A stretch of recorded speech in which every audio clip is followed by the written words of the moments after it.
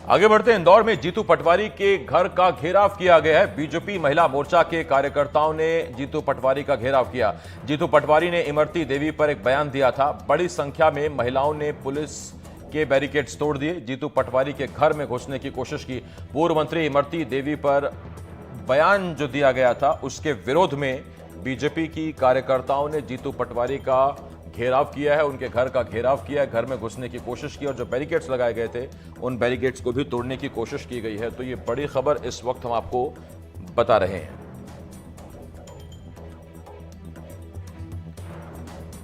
समीर खान इस वक्त हमारे संवाददाता इस बड़ी खबर पर हमारे साथ जुड़ रहे हैं। समीर, फिलहाल क्या स्थिति है?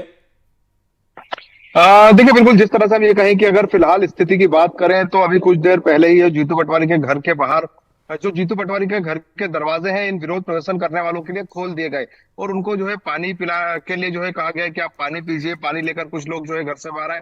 साथ ही साथ अगर हम बात करें इस पूरे ही विरोध प्रदर्शन में तो कांग्रेस की तरफ से ये कहा गया, लेकिन महिला मोर्चा की जो कार्यकर्ता है वो बड़ी संख्या में पहुंची। पुलिस ने जो बैरिकेड्स लगाए थे उन बैरिकेड्स को भी तोड़ दिया गया और तोड़कर जो है जो मेन गेट है जीतू पटवारी के घर के गेट का उस गेट में प्रवेश किया गया, मतलब करने की कोशिश की गई। और ये कहे कि फिर उसके बाद जो कुछ देर के बाद जो कार्यकर्ता बाहर आ गए, कांग्रेस के भी और जीतू पटवारी के घर पे जो लोग मौजूद थे वो भी बाहर आ गए। उन्होंने कहा आप तो आइए, आपका स्वागत है, नाश्ता करिए, पानी पीजिए, मुद्दा खत्म हो गया। जीतू पटवारी ने जो है इस पूरे प्रकरण में अपनी बात, अपनी सफाई दे दी है।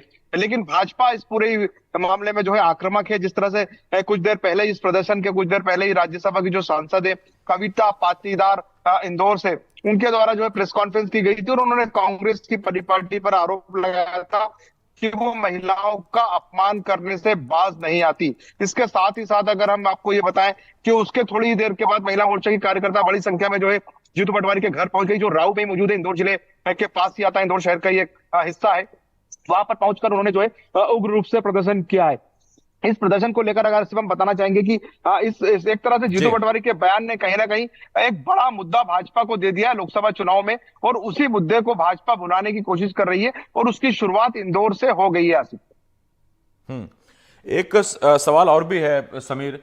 करीब करीब 3 से 4 साल पहले मुझे याद आता है कि जब चुनाव का ही माहौल था और शायद उपचुनाव का माहौल था, तब कमलनाथ ने भी एक बयान दिया था और वो इमरती देवी के खिलाफ ही था। उस पर बीजेपी ने जमकर बवाल किया था और बाद में वो बयान भी भारी पड़ा था कांग्रेस पर। कहीं वही स्थिति एक बार फिर ऐन लोकसभा चुनाव से पहले ना बन जाए? इंदौर में अभी भी चुनाव होना है।